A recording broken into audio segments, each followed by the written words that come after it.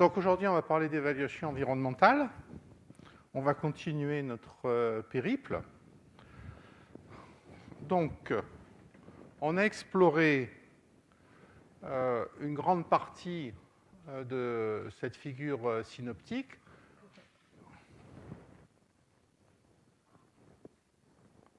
Oui, lumière 20. Voilà. Donc la semaine dernière, on a exploré cette boîte-là et on a exploré cette boîte-là.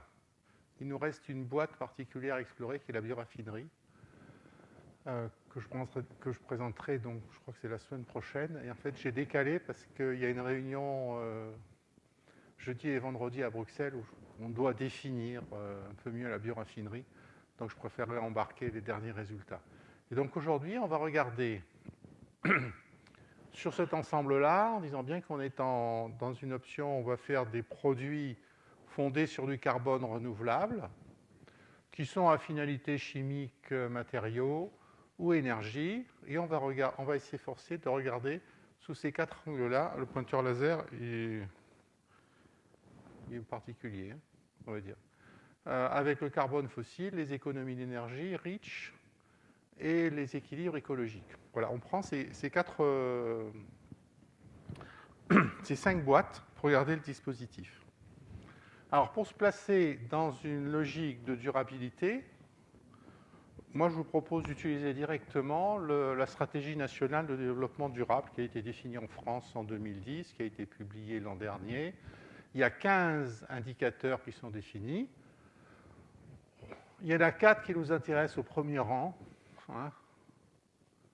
Voilà, c'est la productivité des matières, les émissions agrégées des 6 gaz à effet de serre. En particulier, tous les 6 gaz, c'est parce qu'il y a tous les gaz réfrigérants qui sont dedans. L'empreinte carbone, l'énergie renouvelable. Alors, l'artificialisation des sols, je ne la prends pas en compte parce que ça, c'est plutôt de l'aménagement du territoire. Et l'indice d'abondance des populations d'oiseaux, c'est simplement pour suivre dans un écosystème donné sa richesse en termes de biodiversité. Donc, c'est plutôt pour moi de l'écologie fonctionnelle, je ne le prends pas en compte. Tous les autres sont intéressants, mais sont quand même en ordre 2 par rapport au cours qui est donné ici. Donc, je ne les prendrai pas en compte. Je m'efforcerai de répondre, c'est simplement à ces 4-là. Alors, ce qui est important, c'est bien d'avoir une vision du système. Jusqu'à présent, très souvent, quand on parle durabilité, on s'intéresse, je vais trouver l'angle pour faire fonctionner le pointeur, à l'activité, alors industrielle, agricole, de service, qui est considérée.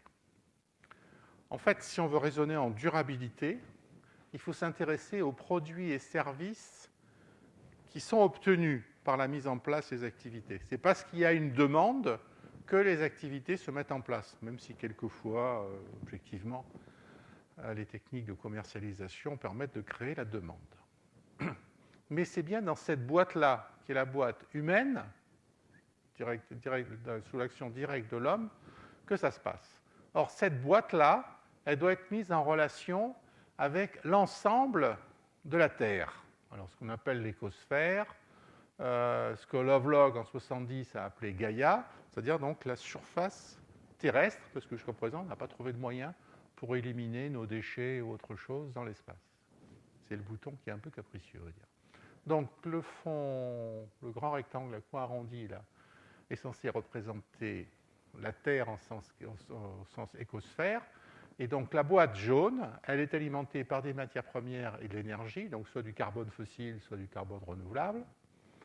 Là, il se passe notre petite affaire humaine, et on en sort des déchets, on va dire essentiellement solides, qui vont partir dans l'eau, qui vont partir dans les sols, etc. Les figures, là, sont un peu épouvantables, mais c'est juste pour marquer les esprits.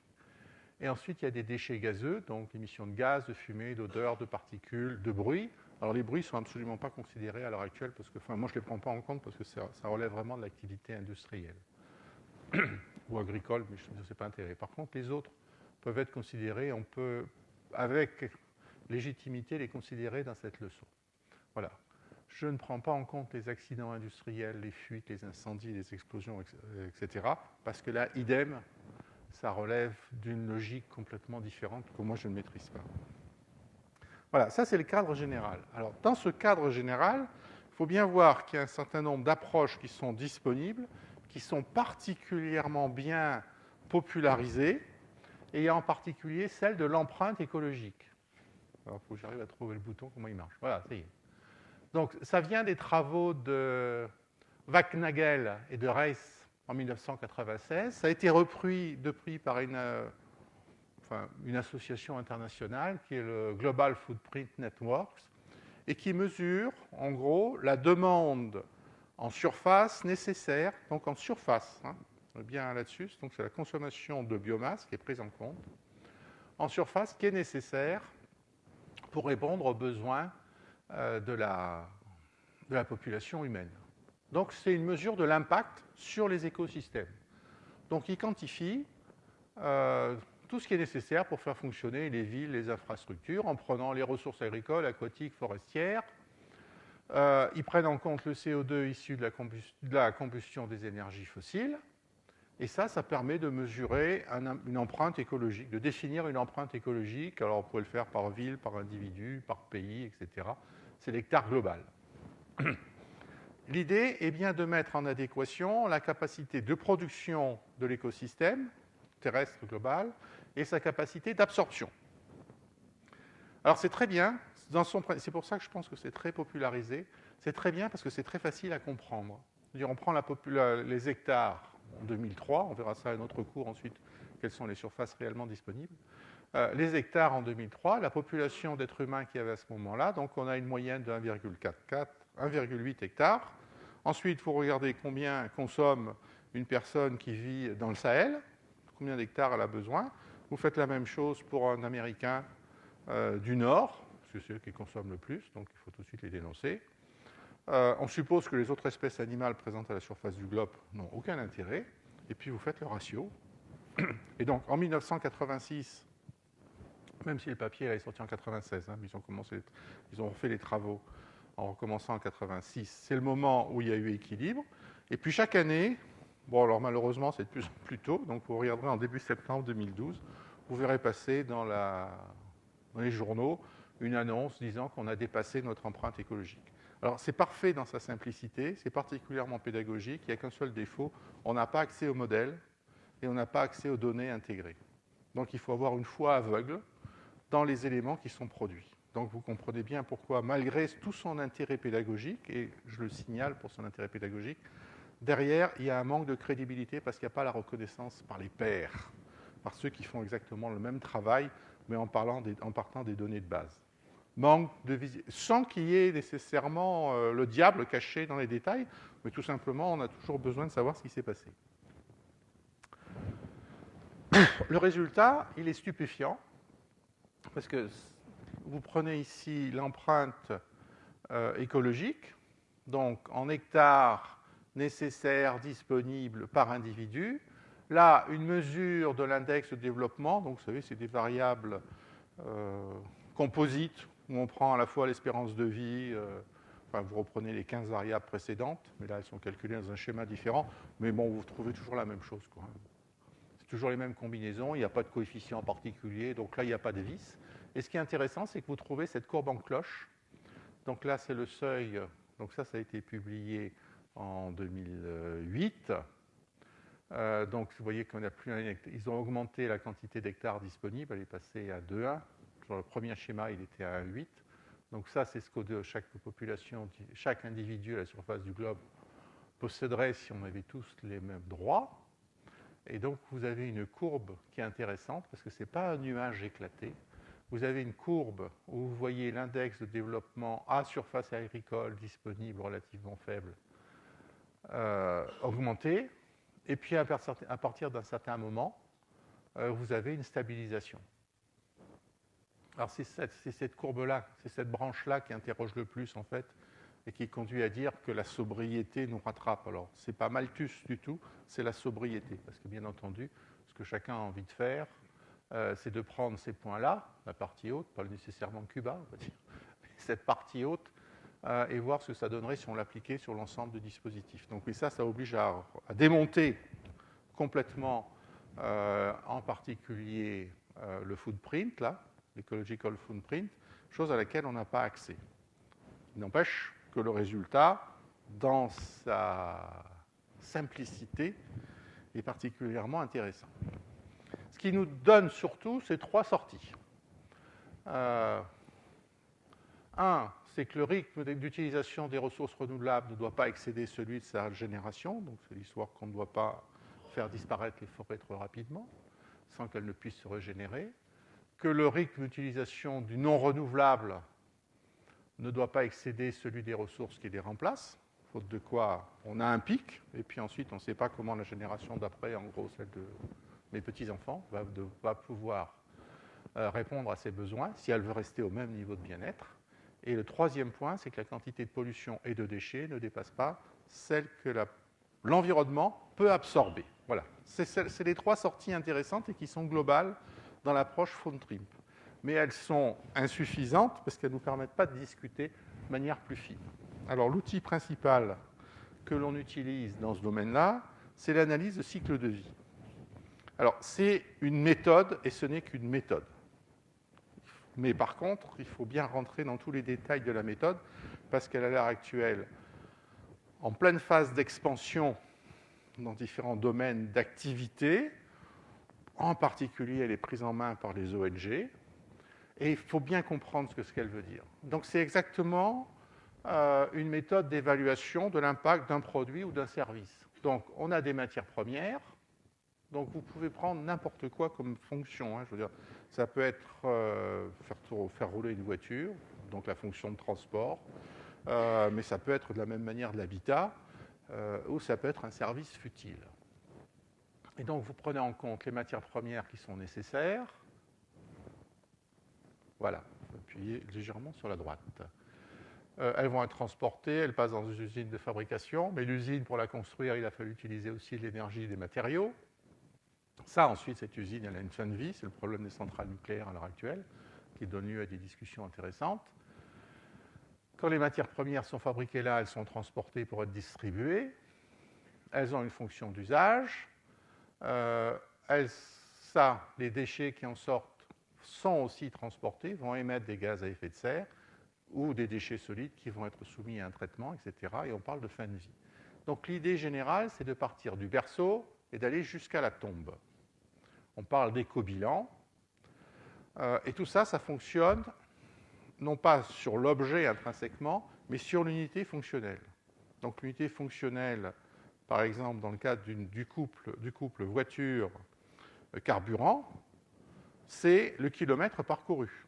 Alors c'est facile quand vous parlez des kilomètres parcourus, c'est aussi simple quand vous parlez de l'alimentation, c'est particulièrement compliqué quand vous allez vous adresser à des activités que j'appelle futiles mais qui sont nécessaires.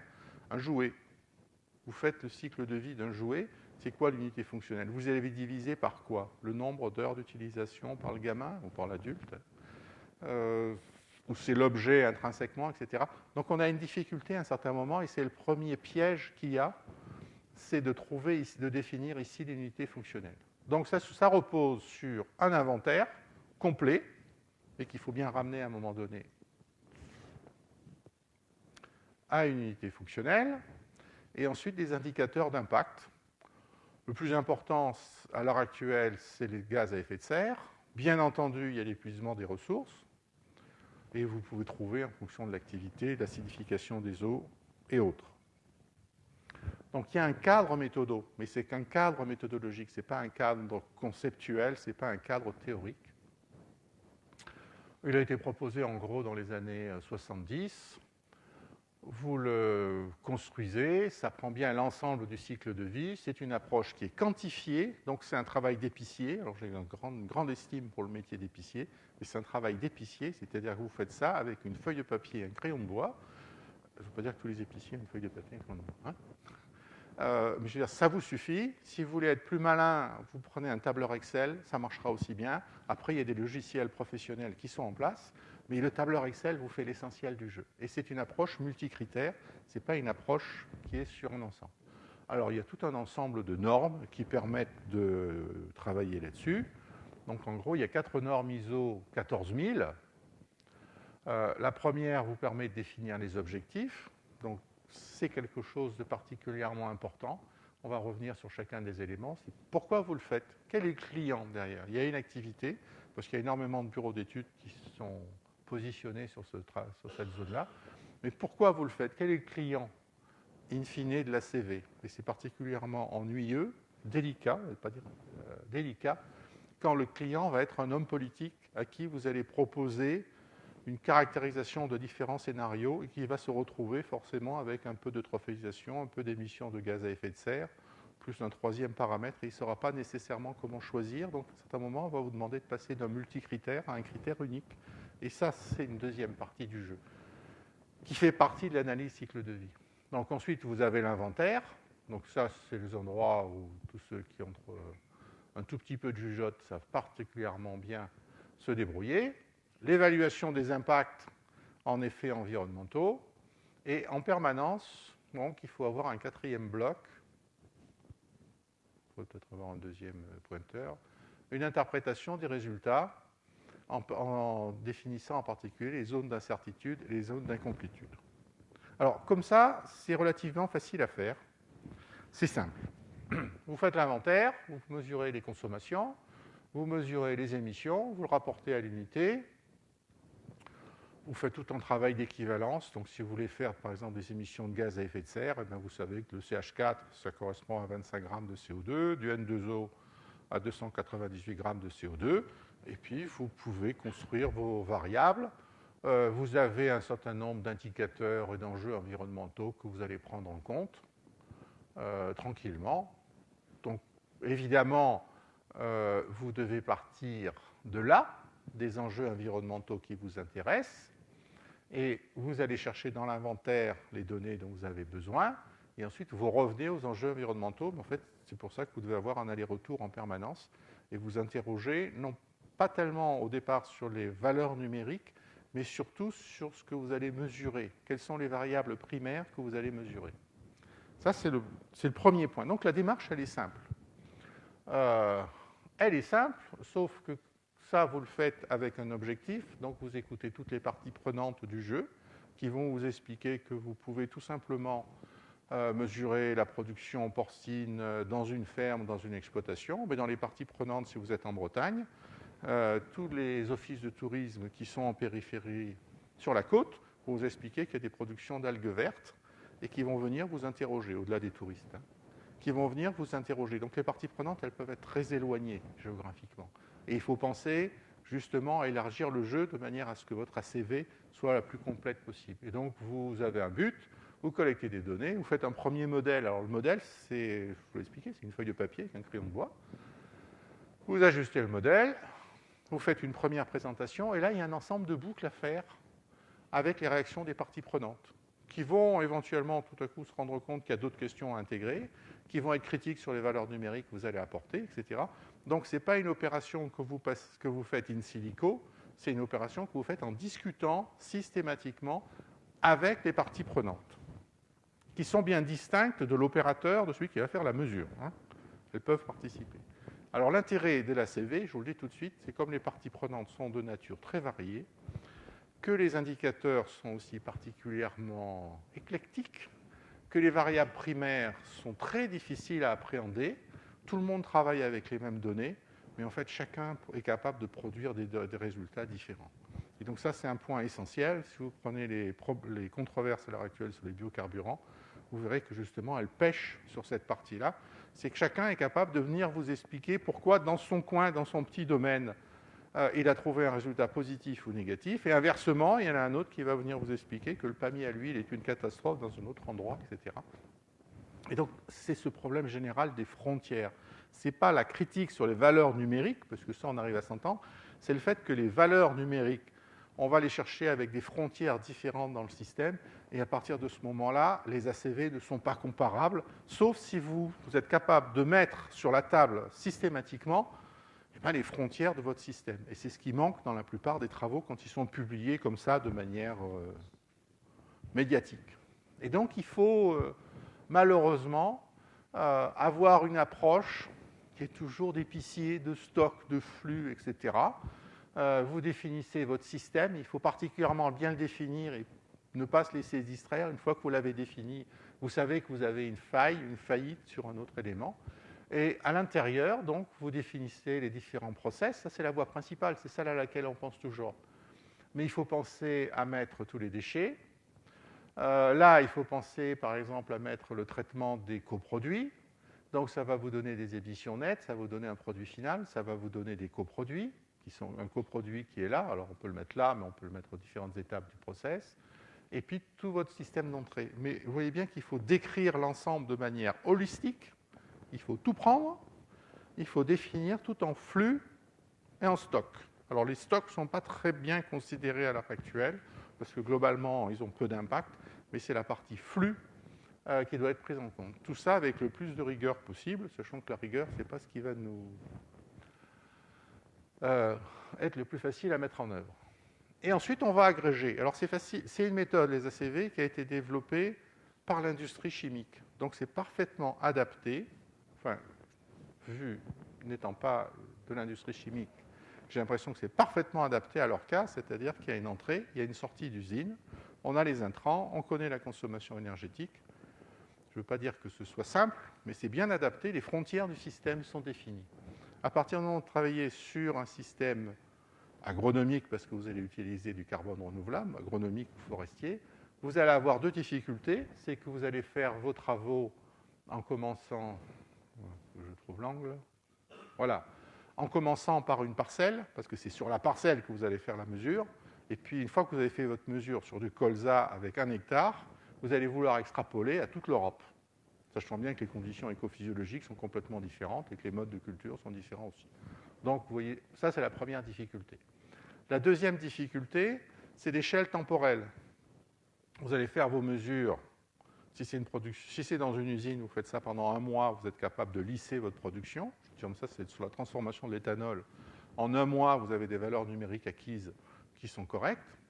Si vous faites ça au plan agronomique, il va falloir travailler sur l'année. Mais comme il y a des effets de saison, en fait, il faut travailler sur plusieurs années de manière à lisser cet effet saison. Puis la troisième partie, c'est l'agrégation thématique, dont on parlera plus tard. Donc les deux difficultés que l'on a, et qui expliquent une grande partie des controverses, etc., c'est les frontières. Où sont les processus secondaires que l'on ne veut pas prendre en compte, qui sont compliqués à prendre en compte, y compris compliqués au sens politique du terme. Et deuxièmement, les allocations avec d'autres systèmes. Les allocations, ça veut dire que vous allez récupérer une graine de colza, vous allez en faire un tourteau, vous allez en faire de l'huile.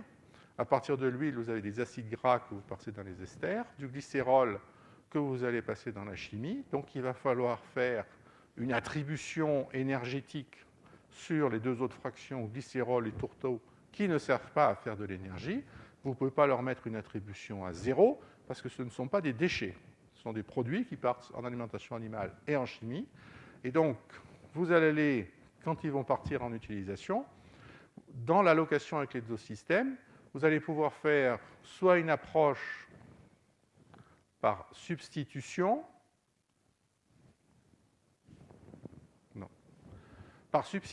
donc vous considérez à ce moment-là que l'utilisation de ce coproduit existait déjà et vous allez lui attribuer la valeur qu'elle a dans l'autre produit, on va dire concurrent, premier point, ou vous allez faire simplement une attribution pondérale ou en euros en fonction du prix de vente sur le marché de vos différentes matières. Et bien entendu, vous avez un jeu infini d'attribution, d'allocation avec les autres systèmes, ce qui explique que l'ensemble va gagner tout à coup un peu plus en complexité.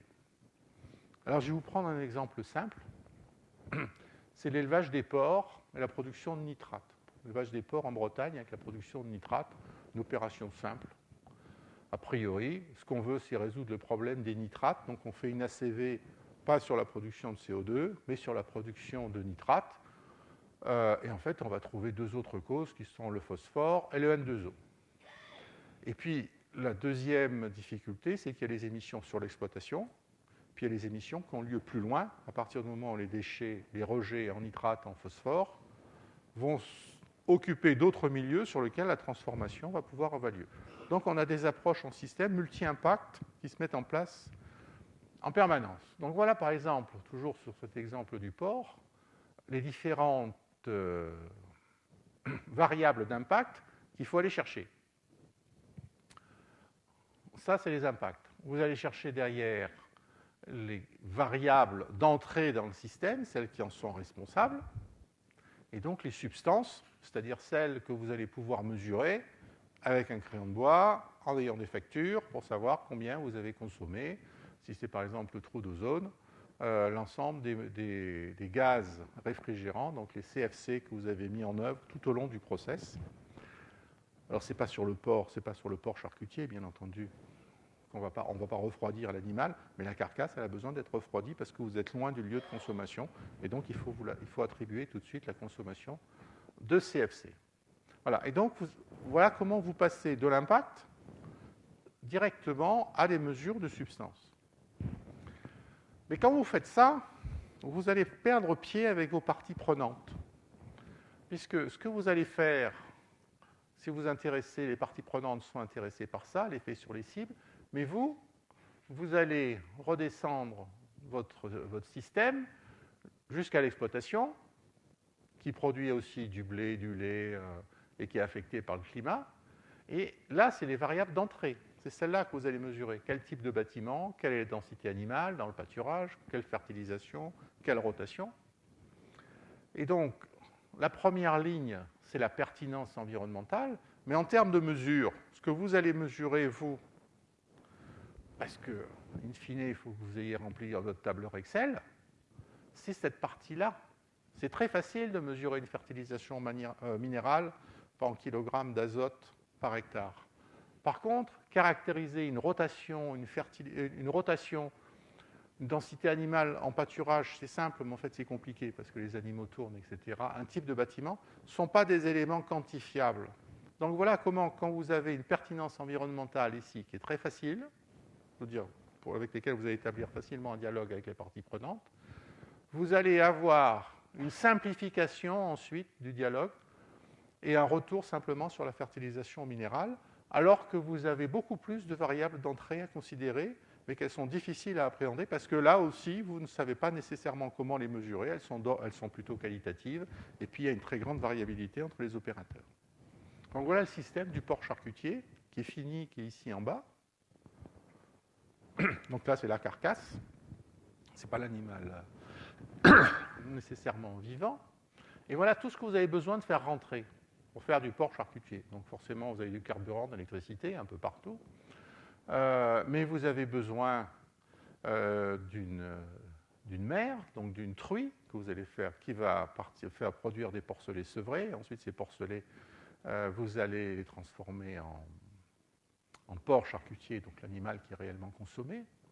Ça va produire du stockage de lisier, mais ce stockage de lisier va interférer, le lisier va être répandu sur les terres agricoles, et donc ça va interférer avec la production de blé, d'orge, de pois, de triticale, parce qu'on est en Bretagne.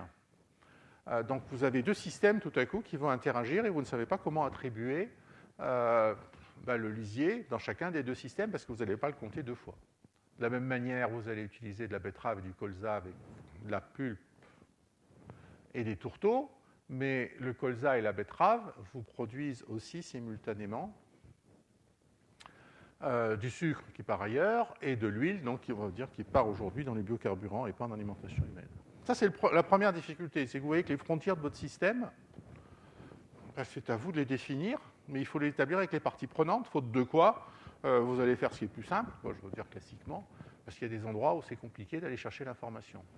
Ensuite, le deuxième élément, c'est que vous avez défini votre système, mais géographiquement, il est éclaté. Donc ça, c'est une production banale de porc en Bretagne, c'est censé être là. Ben voilà tout ce dont vous avez besoin. Vous avez besoin de soja qui vient du Brésil, de tourteaux de soja qui viennent du Brésil, vous avez besoin de machines qui vont venir de la partie nord-américaine, d'engrais et de phosphates, donc qui sont plutôt dans le sud du Maroc, vous avez besoin de pétrole, vous avez besoin de manioc, vous avez besoin de canne, de production de machines qui vont venir du nord de l'Europe, d'extraction de matériaux, etc. Donc vous avez un système qui géographiquement est éclaté, avec une première difficulté, c'est accéder aux valeurs numériques, et une deuxième difficulté, c'est que bien entendu, tous ces points-là sont dans des systèmes industriels, énergétiques, etc., qui fonctionnent de manière différente. Et donc vous allez vous retrouver avec la difficulté qui est d'attribuer, dans le système nord-américain, par exemple, ici, le coût énergétique des machines, je le construis comment? Je le définis comment? Donc, vous voyez comment rentrer sur une question aussi simple que le porc charcutier, dont on pourrait penser que c'est un système simple, vous aboutit à balayer et à vous rendre compte que les systèmes sont très compliqués, que les frontières sont délicates. Alors, l'ACV, c'est une méthode, mais c'est une méthode stupide. Elle ne sait pas intégrer plusieurs éléments. D'abord, elle ne sait pas intégrer les ruptures par innovation. Elle décrit le réel. Donc, il ne faut pas demander à une ACV quel va être l'impact de la création d'un nouvel organisme, d'un porc à 12 pattes, donc 20 jambons simultanément sur le même animal. Il ne saura pas l'intégrer, il ne saurait pas le faire. Ça. Elle ne sait pas prendre en compte l'hétérogénéité. Donc, il y a toujours des valeurs moyennes, il y a un écart type qui se promène, mais on prend toujours les valeurs moyennes. Les effets de substitution avec les fluctuations de prix ne sont pas pris en compte, et les impacts d'autres politiques que celles du système considéré ne sont pas pris en compte. Donc, c'est une analyse qui ne permet pas de faire de simulation. On ne peut pas faire une ACV et puis en conclure que si on basculait du pétrole vers le gaz, ensuite vers la biomasse, vers le bois énergie, on changerait le système. Non, il faut refaire la mesure. Il faut disposer des données, donc on ne peut pas faire de simulation simple. Voilà, donc là, je pense que ça, je l'ai déjà dit. Ce qu'il faut bien avoir en tête, c'est qu'il y a un certain nombre de variables d'entrée, qu'il faut tout aller les chercher, donc de mesurer tous les flux entrants, et en particulier, quand on s'intéresse aux gaz à effet de serre, aller chercher tous les facteurs d'émission dans les conditions d'emploi connues. Ne pas prendre de variables numériques qu'on a trouvées en Afrique du Sud ou en Amérique du Sud, parce que c'est la seule qui est disponible dans la littérature, et donc pour simplifier le débat, on va utiliser celle-là. Non, ça c'est le premier point. Le deuxième point, c'est qu'on va agréger ensuite progressivement cette partie-là. Donc ça, c'est la partie frontière. Jusqu'où on va chercher. Alors, il y a un point qui est très embêtant, en fait. Tout ce qui est dans l'entreprise, dans la surface agricole, est relativement facile à appréhender. Mais toutes ces productions-là se passent avec des individus qui interviennent. Et donc, vous avez des émissions qui sont liées au déplacement des salariés dans le cadre de travail, dans le cadre de leur travail. Le deuxième élément, c'est le même déplacement des salariés dans les déplacements domicile-travail. Et le troisième point, c'est le transport vers les clients. Donc, quand vous allez regarder la production de porc charcutier en Bretagne, il faut bien que vous preniez derrière le transport de la même carcasse vers les grands bassins de consommation qui sont en gros la banane entre Paris, l'Allemagne et Londres. C'est ça le grand bassin de consommation si on prend du porc charcutier en France. Donc cette partie-là, le transport vers les clients, c'est directement la localisation des entreprises en regard des zones de consommation. On n'est pas arrivé à dire qu'on déplace les clients. La deuxième partie, les émissions liées au déplacement domicile-travail, peut vous paraître futile dans une activité, d'ordre 2. Dans une activité de recherche à l'INRA, c'est notre premier facteur de production de gaz à effet de serre. Les agents de l'INRA, pour des raisons diverses et variées, souvent aiment bien être localisés loin des laboratoires.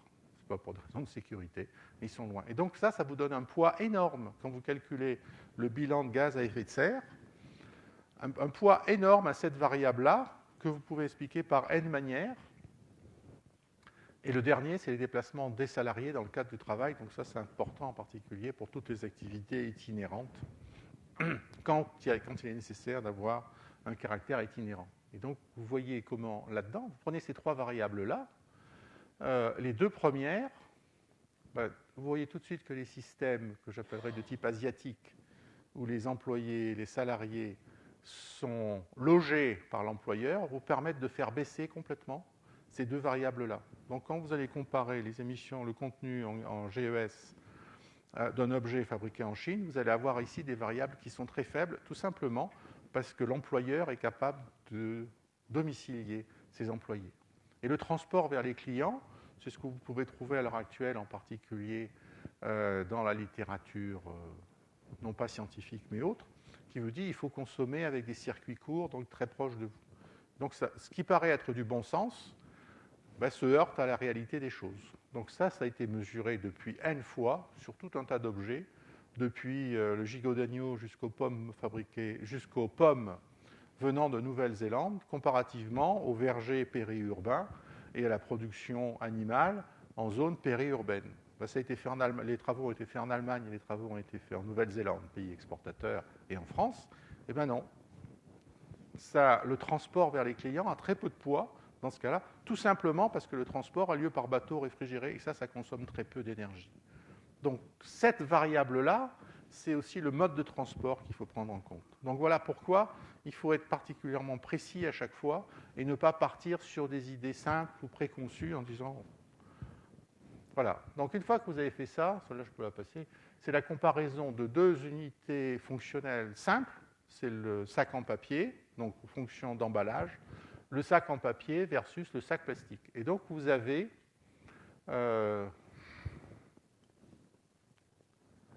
différents effets que vous pouvez comparer, donc les émissions de gaz à effet de serre, la dépression de la zone de l'atmosphère, l'acidification, l'eutrophication, etc.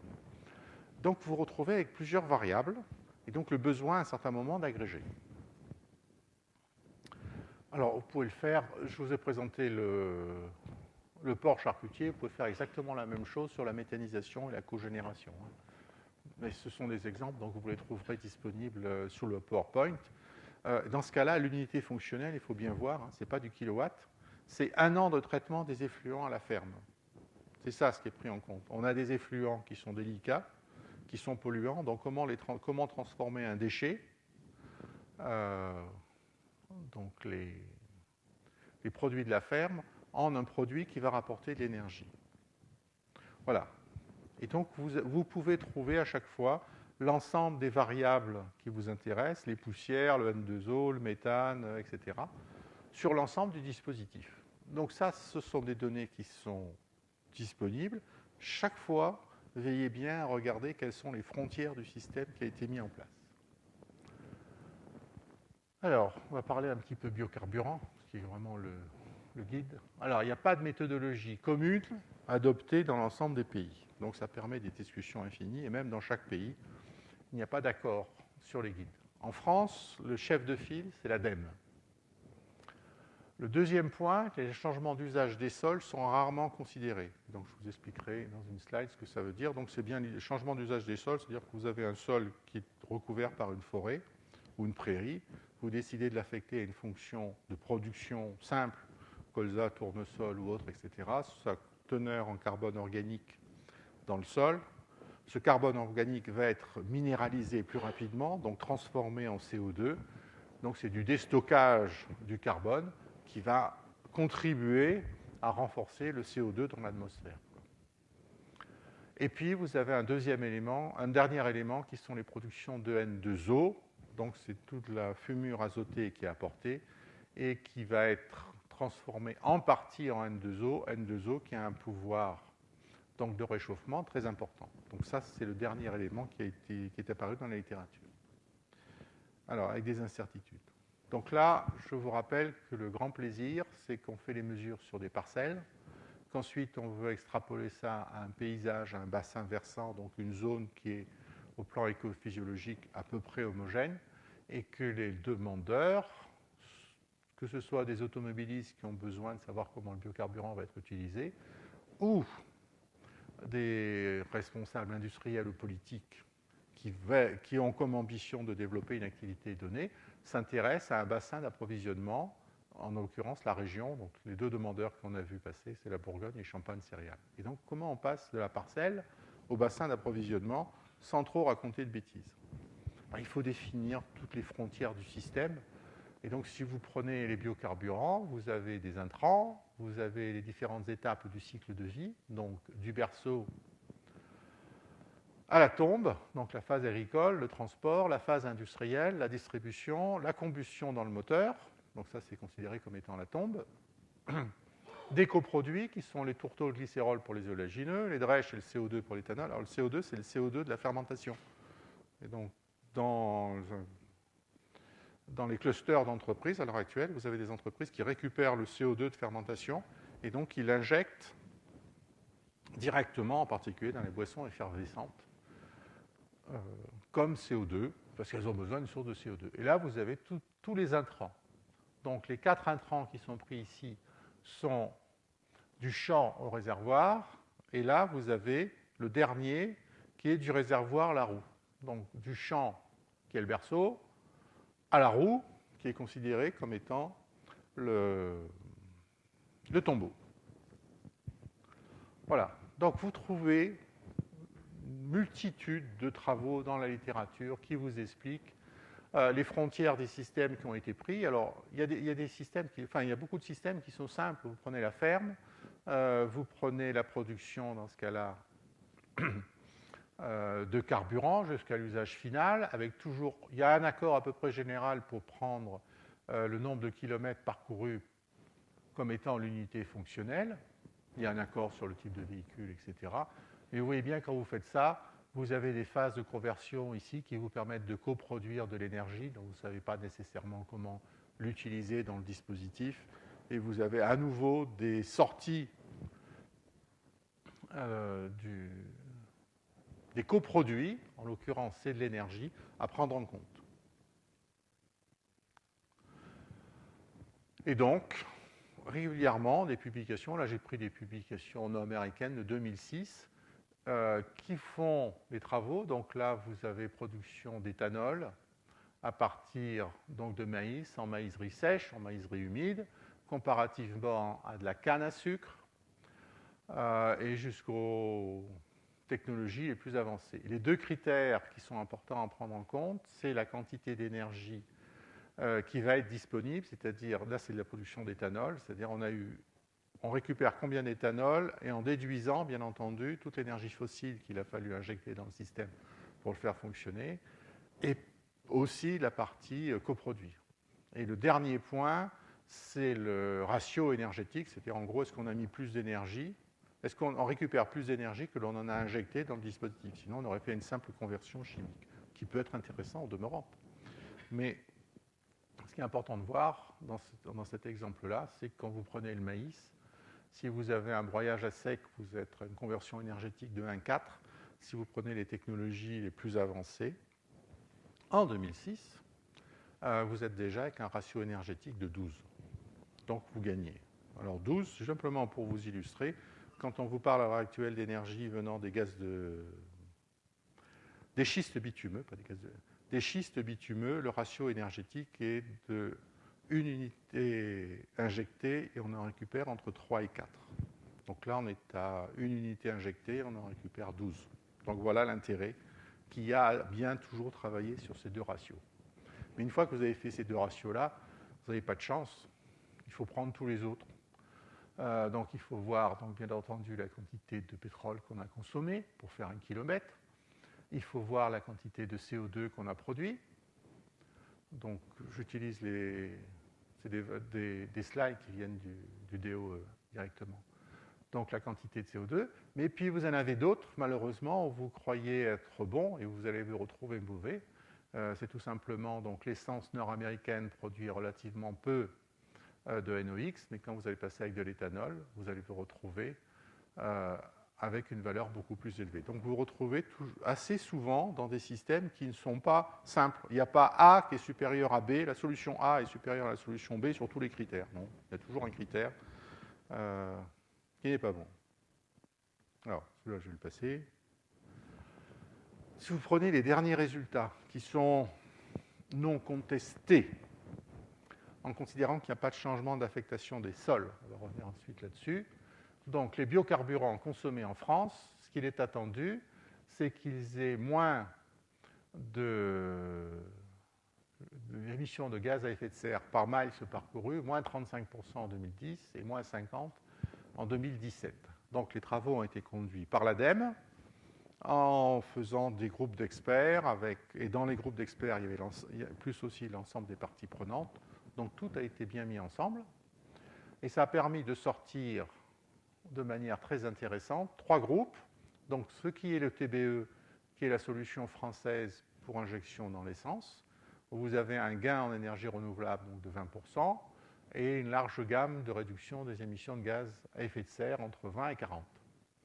Ce qui est plus important, c'est que l'injection d'éthanol directement dans l'essence, ou le couplage de l'éthanol venant de la canne à sucre à de l'ETBE, pour donner de l'ETBE final, et l'ensemble des biodiesels, quelle que soit leur source, sont les solutions qui vous procurent les meilleurs gains énergétiques et les meilleures réductions, avec des cercles qui sont, enfin des ovales, qui sont très larges. Alors il y a un point qui est aberrant ici, qui est juste intéressant, sont les biodiesels d'huile usagée. En gros, ce sont toutes les installations artisanales ou industrielles qui utilisent de l'huile pour faire de la friture, plus tous les abattoirs qui récupèrent des graisses animales qui ne sont plus commercialisées à l'heure actuelle.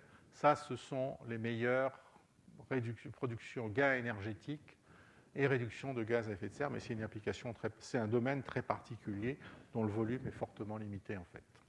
Voilà, ça a été publié en 2010. Il y avait un accord général de l'ensemble des experts sur ces données numériques. Aucune réserve, à une seule près, c'est celle du changement d'affectation des sols. C'est-à-dire que quand vous décidez en Europe de faire du colza pour faire du biocarburant, il se peut que la demande qui auparavant était satisfaite par la production d'huile dans ces terres-là soit satisfaite parce qu'on va produire du soja en Amérique du Sud et que pour produire ce soja qui a un nouveau marché, une augmentation de volume du marché, il y a simultanément une augmentation, un défrichage de la forêt et donc vous avez un changement d'affectation, un changement d'usage des sols. Voilà, donc c'est ce qui va mettre en péril cette approche-là. Alors, quand on est à ce stade-là, on a une activité, un objet défini par une unité fonctionnelle, donc un service ou un objet. On a obtenu l'ensemble des variables de sortie, les émissions de gaz à effet de serre, l'eutrophisation, etc. Et se pose la question du choix. Cette question-là, elle est très importante quand on va discuter avec les parties prenantes, directement. Et il y a en gros 4 méthodes. Alors, le bilan carbone a été développé en France, je passerai plus de temps dessus. Il y a les éco-indicateurs qui sont intéressants. En gros, on mesure la variable que l'on a observée, non pas expérimentalement, mais dans la réalité. On mesure l'écart et on regarde l'écart avec la valeur cible qu'on a définie de manière scientifique, c'est-à-dire en disant la teneur en eau, la teneur en nitrate d'une eau doit être de temps. Donc, ce n'est pas un choix politique. Et à partir de ce moment-là, vous additionnez vos écarts. Vous avez la méthode des éco-points. À ce moment-là, celle-là, elle a été mise au point par Volvo. C'est sur une valeur cible. La première, là, ici, elle a été faite par les Suisses. La deuxième, les éco-points, a été définie par Volvo. Vous avez une variable mesurée, vous définissez un objectif, et de la même manière, vous faites la somme des écarts. Et ensuite, vous avez une dernière méthode, qui est la méthode des priorités, où à ce moment-là, vous rentrez dans la partie la plus délicate, c'est-à-dire l'activité perturbe un système dit naturel, en supposant que le système dit naturel existe. Vous estimez les dommages que la communauté humaine et pas l'écosystème ressent. Vous estimez le prix que la communauté est prête à payer. Et l'ensemble de ces prix sont additionnés dans une seule valeur numérique. Donc c'est un moment où vous êtes capable, dans la méthode des priorités, finalement, d'arriver à dire cette activité-là, si on la prend en compte, voilà ce qu'elle va nous coûter. Alors que toutes les autres sont des activités qui sont fondées sur des écarts simplement. Donc je vais passer un peu plus de temps sur la méthode du carbone.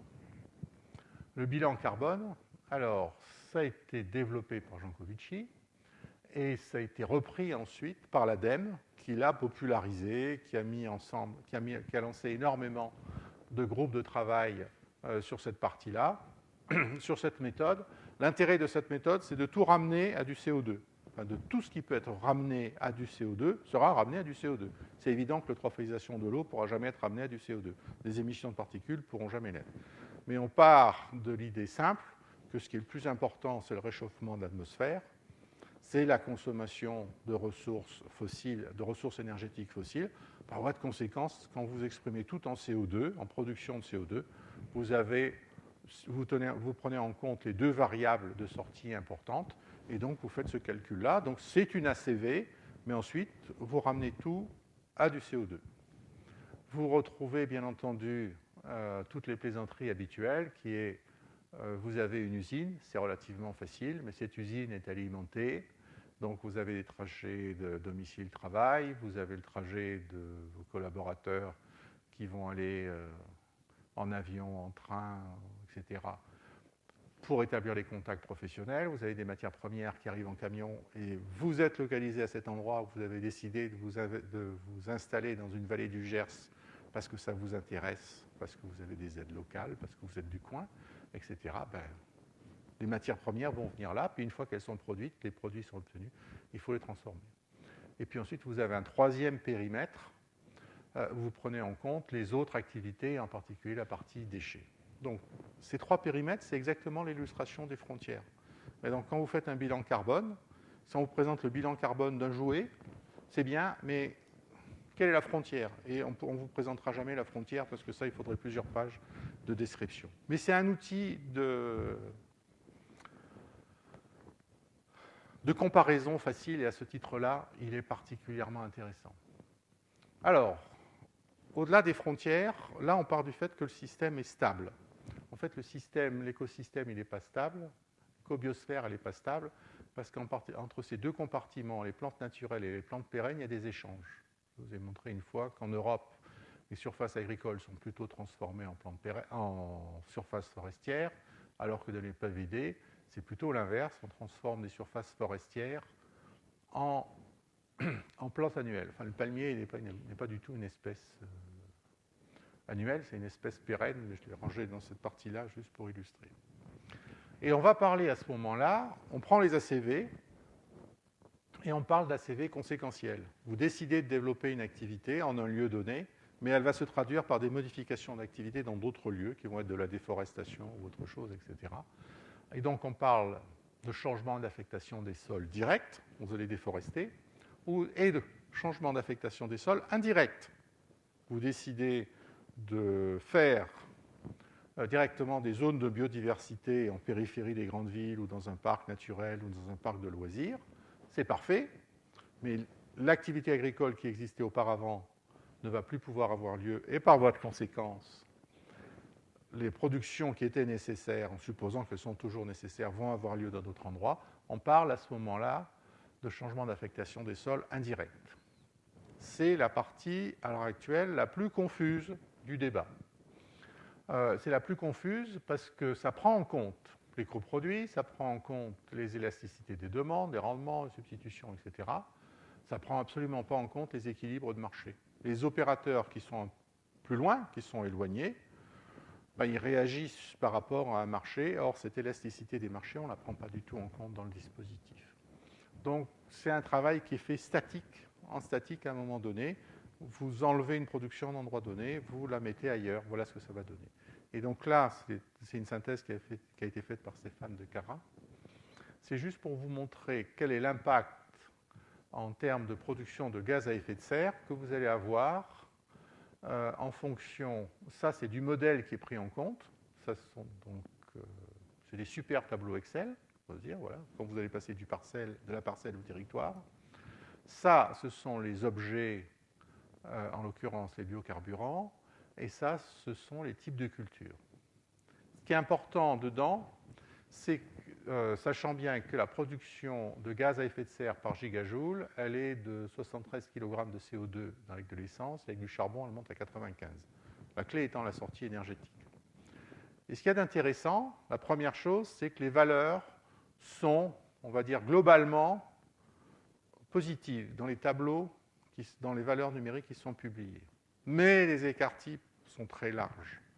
Et donc, qui donne lieu à des discussions infinies. Vous voyez, par exemple, alors je ne vais pas prendre les modèles parce que c'est la discussion la plus difficile à avoir, mais si vous prenez des biodiesels de première génération, sachant bien que le biodiesel il doit être entre 75 et 80 kg de CO2 par gigajoule, quand vous allez produire du biodiesel, je vais y arriver, vous êtes en gros à moins 100 en utilisant du biodiesel, mais vous pouvez monter à 500.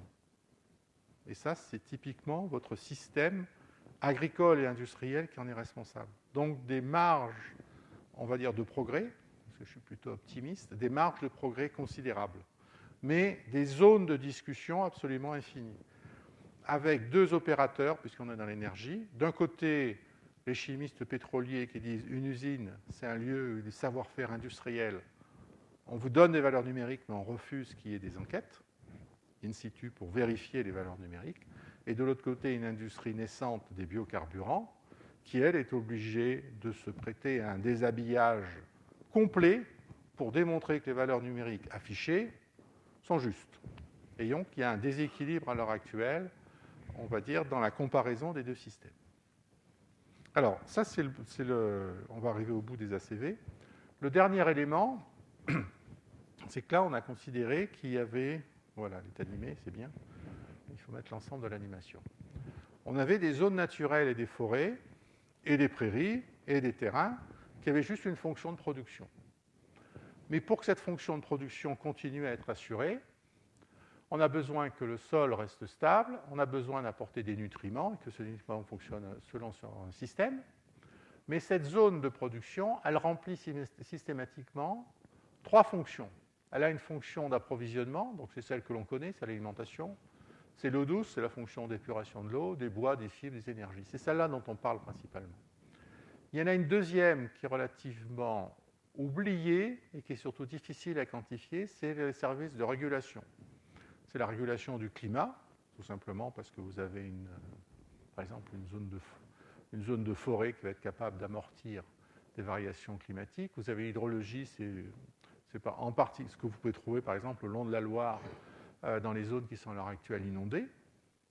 Une fonction d'épuration des eaux, donc ça renvoie à la discussion précédente sur le lisier et autres, et sur les maladies. Alors là, il y a marqué service de régulation, mais il faut bien voir à l'heure actuelle que les zones naturelles sont plutôt des réservoirs de maladies pour l'homme. Vous avez entendu parler là, du dernier virus qui affecte les bovins, qui touche en fait,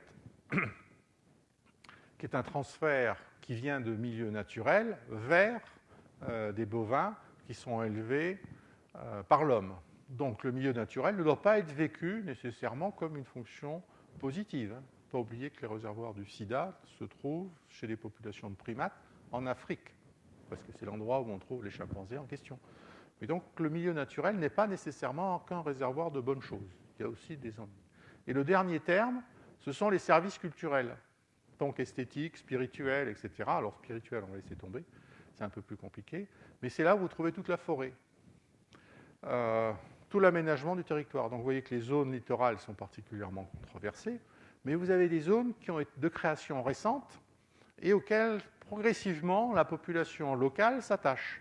C'est par exemple tout simplement la forêt des Landes. Elle est constituée de pins maritimes qui ont été implantés en gros il y a 150 ans sous Napoléon III.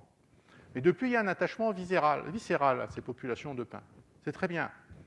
Il n'y a qu'un seul défaut, c'est que c'est très récent, pour commencer. En termes de biodiversité, c'est relativement pauvre, premier point. Et deuxième point, les pins sont particulièrement sensibles au vent. Donc si vous voulez dire finalement, je veux conserver ça sous forme de forêt, de production de biomasse, on pourrait remplacer les pins par des taillis à rotation courte. Et à ce moment-là, vous avez toutes les populations locales qui disent non, les landes, ce sont des forêts de pins. Ben oui, à l'échelle humaine, c'est une forêt de pins, je suis d'accord, ça date d'il y a 150 ans. Mais le basculement d'un dispositif, il ne va pas se faire sur une vision complètement réfléchie de l'approvisionnement, de la régulation, des fonctions de base, etc. Non, il va se faire avec un argument, d'où l'intérêt d'avoir toujours les parties prenantes dans la discussion. Il va se faire tout simplement sur l'attachement récréatif à la forêt de pins, mais surtout esthétique. Les landes égale forêt de pins. Et donc, vous avez de temps en temps, dans ce cas-là, des obstacles que les parties prenantes doivent être capables de mettre sur la table. Et ensuite, une fois qu'ils ont fait le choix, il suffit de le respecter, on est en démocratie. Alors, Bernard Chevassus, avec Salles, s'est amusé en 2009, oui, s'est amusé, c'est vrai, on peut dire ça comme ça, de calculer, par exemple, pour les forêts tempérées, quelle était leur valeur. Parce que la slide précédente vous montre différentes fonctions, mais on est capable de savoir combien une forêt de pins va produire en énergie, mais combien elle produit en termes d'autres fonctions, on ne le sait pas. Donc, il est allé chercher, il a estimé, par exemple, pour des forêts tempérées, donc qu'il s'agisse de feuillus ou de résineux, les productions de bois, les autres cueillettes qui peuvent être disponibles, la fonction de régulation, les fonctions culturelles, et même estimer la valeur de la chasse. Enfin, vous pouvez arriver à mettre une valeur numérique. Hein. Ce n'est pas quelque chose qui est fait au doigt mouillé. C'est quelque chose qui se calcule à partir. Donc, le bois, c'est facile. Les autres cueillettes aussi, c'est facile parce que là, il y a émission de facture. Mais la fixation de carbone, vous partez du prix de la tonne de carbone sur le marché de l'Euronext. Le stockage du carbone, c'est la même chose. L'eau, en termes de qualité, de quantité, vous ne pouvez pas l'estimer parce que le volume n'est pas appréciable. Mais en termes de qualité, ici, c'est tout simple, puisque vous pouvez mesurer le prix de l'eau en amont de la station de traitement de l'eau. Protection de l'environnement, habitat, biodiversité non évaluable. Les visites, c'est tout simplement le fait qu'ensuite la Forêt des Landes va faire partie de programmes de visites, etc. Et toute l'activité chasse. Ça vous donne tout simplement par hectare et par an, cette fonction de forêt, ça vous donne 1 000 € par hectare et par an dans sa fonction biodiversité, maintien en l'état. Donc on est capable d'estimer ces éléments-là et d'y arriver. Alors, j'ai un peu de retard parce que j'ai expliqué longuement l'analyse de cycle de vie. L'analyse de cycle de vie, c'est à l'heure actuelle l'outil principal de discussion dans tous les cercles où on s'intéresse, on va dire, à la protection de l'environnement et au maintien des écosystèmes. Ensuite, les autres chapitres, je vais aller très rapidement. Alors, identification des produits biosourcés. Bon, il n'a pas du tout aimé le passage Mac-PC. C'est très facile d'aller chercher un produit biosourcé, tout simplement par les isotopes du carbone, de l'oxygène et du deutérium. Donc, vous avez une abondance naturelle de l'hydrogène, du deutérium, du tritium, donc qui est connu, qui est stable. Idem pour les trois autres éléments. Et donc, vous avez deux méthodes de base, la spectroscopie et la RMN. Ça vous permet de tout estimer. Alors, ça, juste pour illustration, ce carbone, la RMN, elle a été développée au départ sur une demande du ministère des Finances en France pour la détection de la chaptalisation. C'est comme ça que la méthode a été mise au point. Et quand on s'est rendu compte qu'on était capable de détecter dans tout vignoble, dans tout produit, si le produit avait été, dans tout produit alcoolisé, savoir s'il avait été alcoolisé, s'il avait été chaptalisé en utilisant du sucre de canne ou du sucre de betterave, parce que c'est ce qu'on rajoute, automatiquement, on a considéré que la méthode était intéressante, mais il valait mieux la garder dans un carton. Et donc, les auteurs de la méthode de la détection de rapport hydrogène-deutérium, ils avaient un outil qui fonctionnait, et ensuite, c'est la société Eurofins. Ils se sont répandus sur le marché, ils sont capables de vous dire à l'heure actuelle si le jus d'orange que vous consommez vient du Maroc, de Floride ou d'ailleurs. Tout simplement parce qu'ils ont développé ces méthodes analytiques lourdes, qui maintenant sont utilisables sur d'autres éléments. Alors, le principal élément, c'est le C14. Ce qu'on va chercher, c'est le C14. Donc, demi-vie. Alors, elle est où la demi-vie? Elle est là. 5730 années.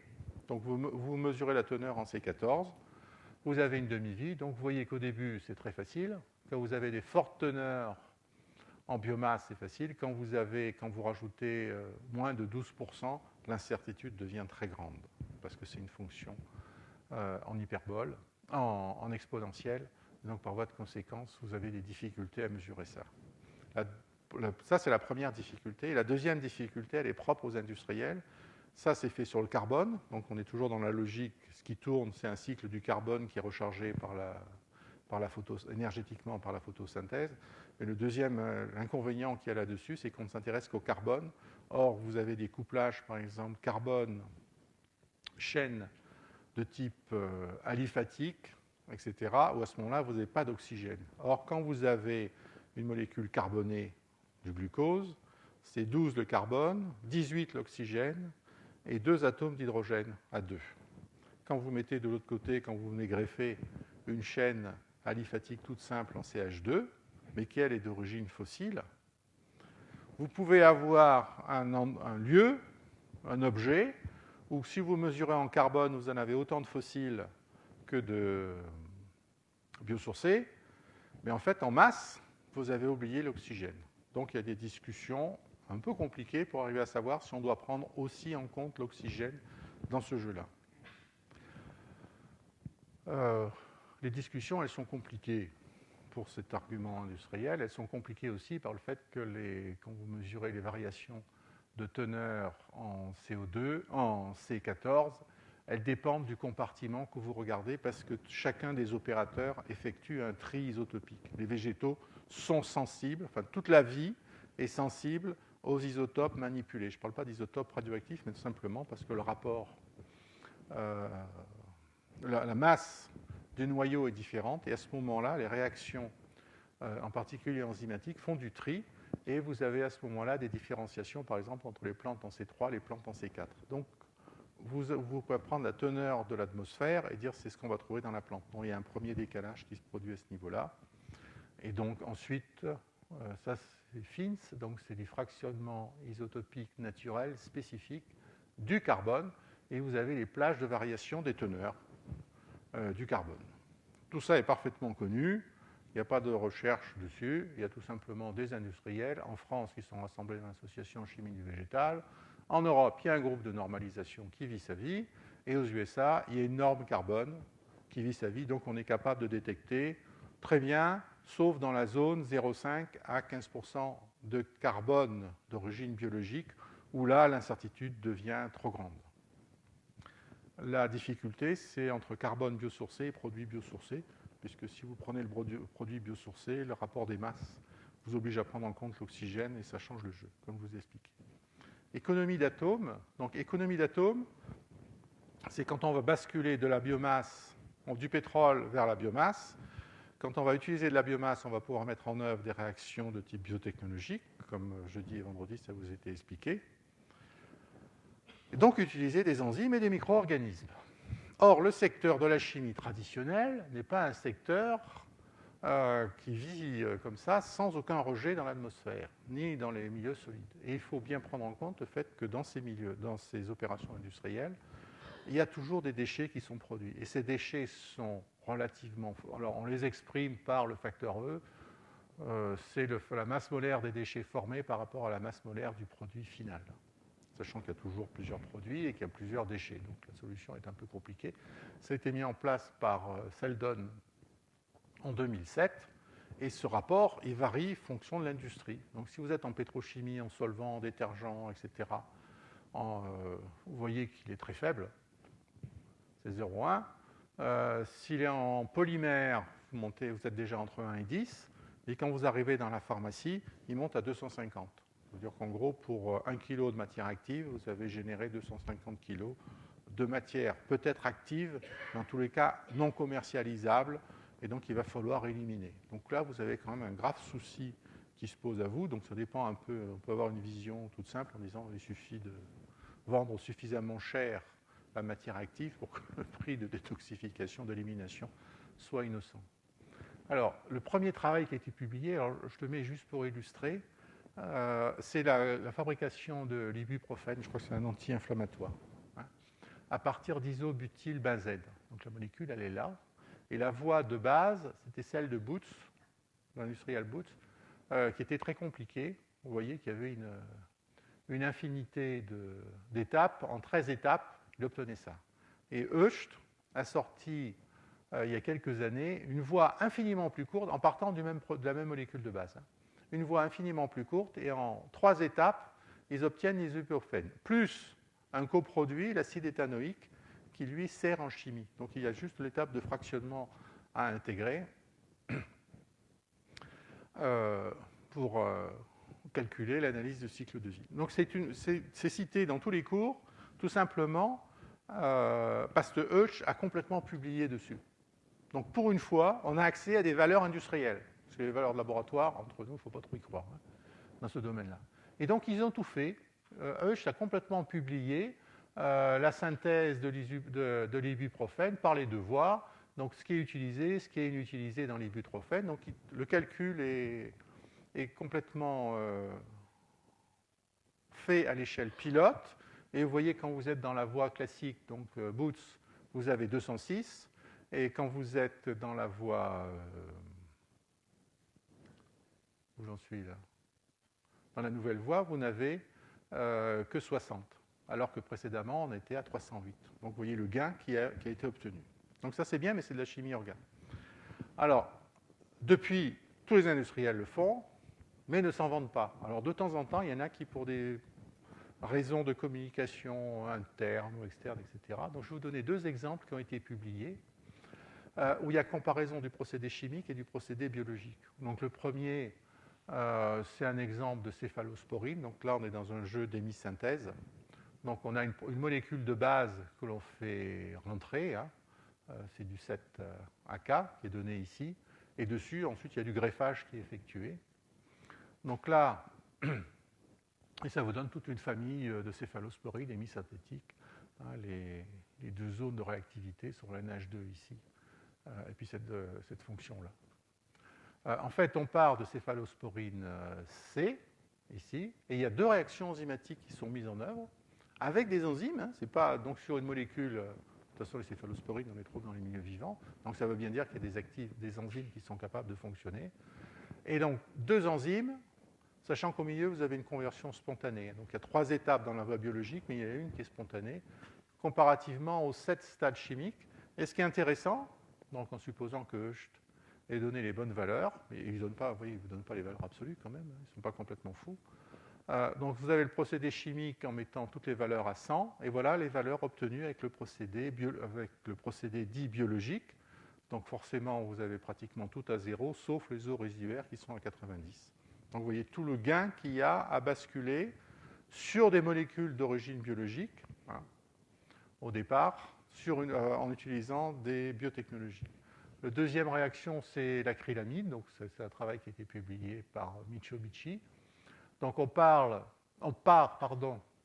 d'acrylonitrile, c'est la molécule qui est ici, et cet acrylonitrile, en chimie standard, etc., est transformé en acrylamide, qui est d'ailleurs ensuite une molécule d'entrée dans tout un tas de réactions.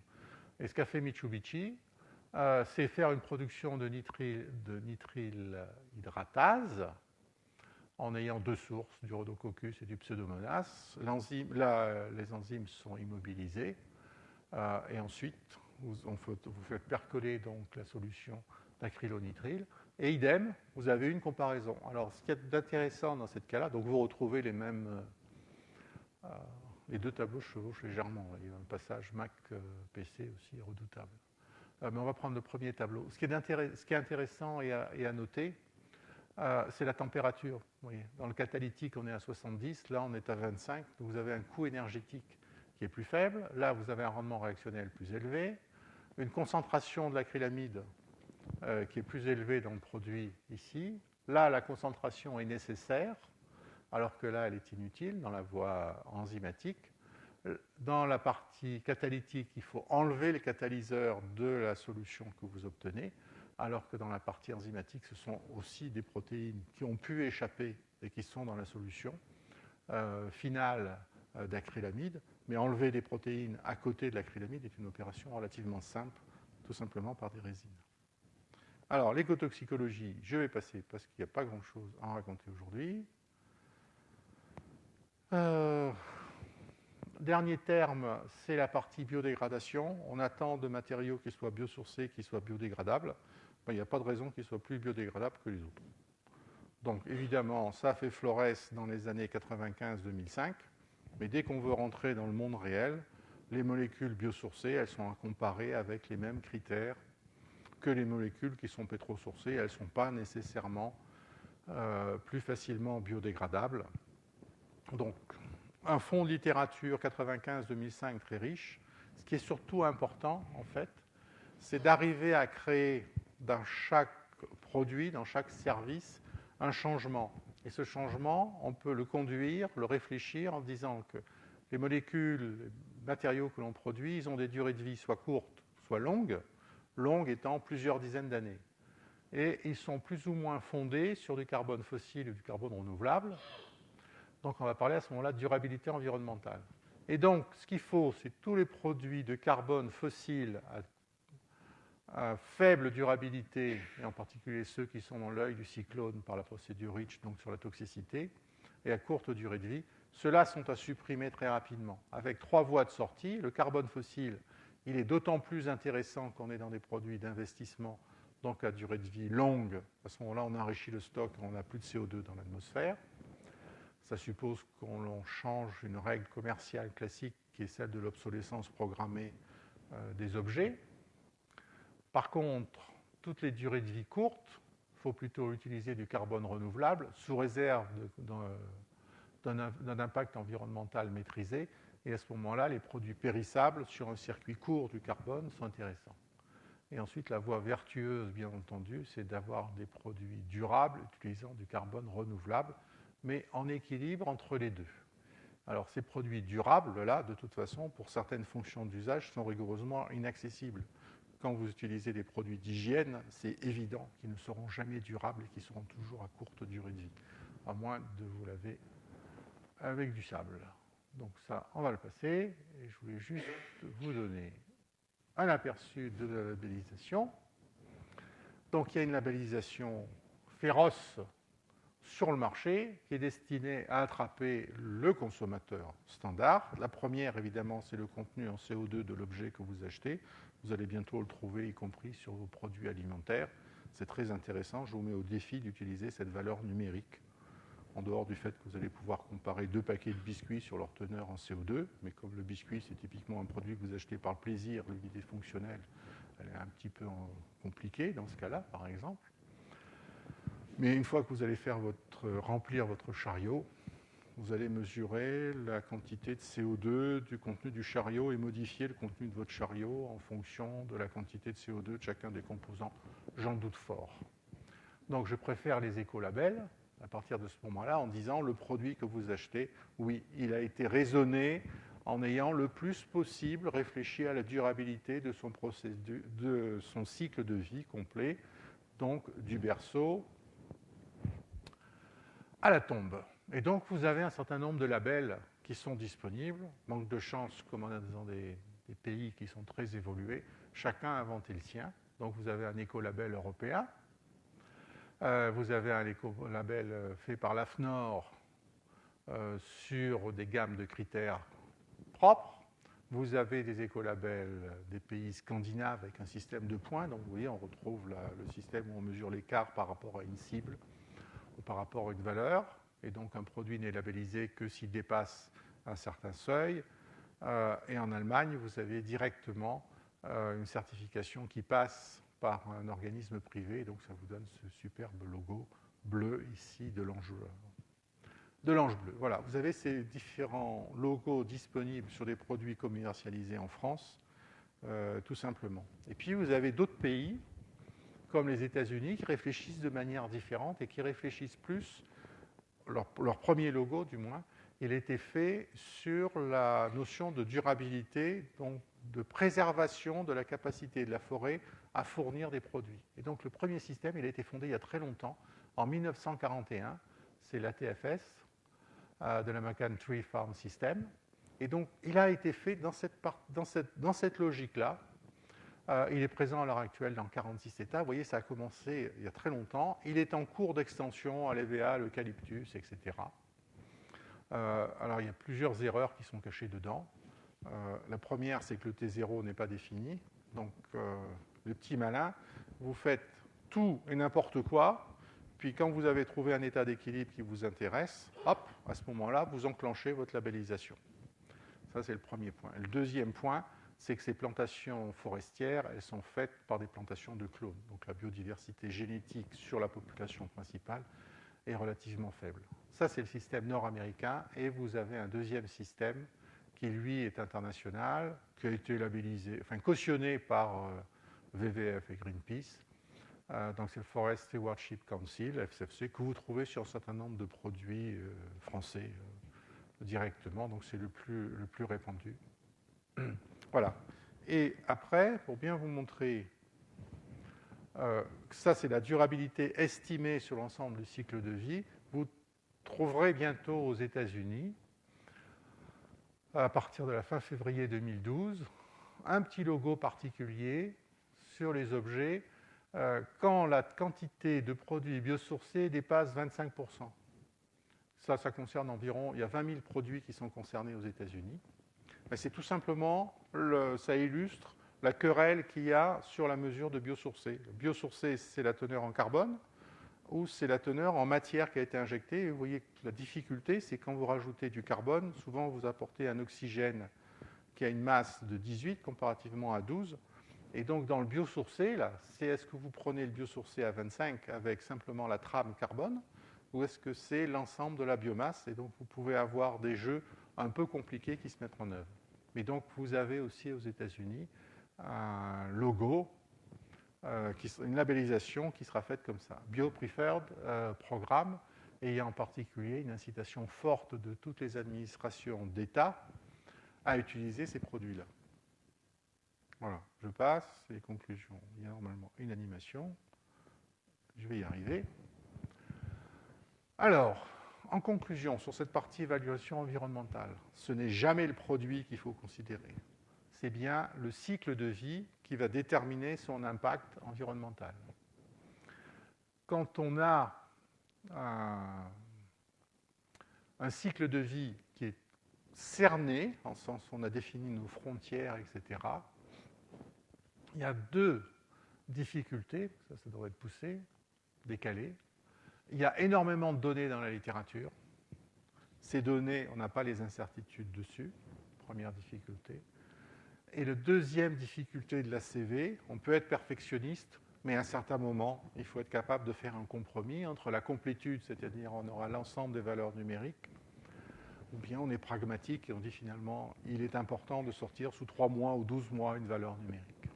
Alors il y a quelques problèmes qui restent et qui peuvent faire l'objet de discussions infinies. Il y a l'unité fonctionnelle pour en jouer, c'est quoi? Un parc récréatif qu'on veut conserver. Quand vous voulez conserver la Vanoise, vous dites que c'est une zone de biodiversité, mais c'est aussi un parc récréatif. Vous l'estimez comment, l'unité fonctionnelle? Quelle proximité avec les procédés décrits dans les bases de données? Il y a énormément de bases de données qui sont disponibles. Donc ça vous renvoie à la question là, des incertitudes associées. Il y a certains impacts qui sont difficiles à estimer. La contribution au réchauffement global, l'eutrophisation. Et le dernier problème, c'est la standardisation nationale et internationale qui est en cours, qui fait qu'on peut être amené à faire des choix méthodologiques qui peuvent être remis en cause parce qu'un groupe d'experts dans un comité Théodule a décidé de faire autre chose. Voilà. Alors, les sources, si vous avez besoin de plus d'informations. Alors, maintenant, je mettrai systématiquement l'INRA en haut. La deuxième source, j'ai oublié l'ADEME. Il y a l'ADEME qui est une excellente source, je vais la rajouter. Le ministère du Développement durable, où il y a beaucoup de textes généraux, relativement peu de données, relativement peu d'exemples. C'est l'ADEME qui va vous donner les exemples. Et ensuite, tout le reste, on va le trouver au niveau international. Donc, l'empreinte écologique, le Global Footprint Network, donc tous les ans, en ce moment, au mois de début septembre, il va vous publier ça. Une base de données privée suisse qui est à Zurich, IncoInvent, qui est la base la plus complète, mais qui est payante. Et ensuite, un ensemble de groupes de travail européens, etc., enfin nationaux. Donc, vous avez une association internationale pour l'évaluation de l'impact. Vous avez les deux sites du département de l'énergie des États-Unis, ces deux sites-là, et vous avez à l'intérieur des laboratoires qui s'occupent directement de la partie biocarburant et qui ont monté leur base de données sur les analyses de cycle de vie, avec la partie méthodo associée, bien entendu. Vous avez un laboratoire de recherche, le centre de référence, on va dire, européen, qui dépend de la commission directement de Bruxelles. Et j'ai cité un dernier exemple ici, qui est un rapport qui a été publié en 2007 sur l'industrie chimique, dans l'optique du verdissement au sens utilisation de carbone renouvelable. Voilà, je vous remercie pour votre attention.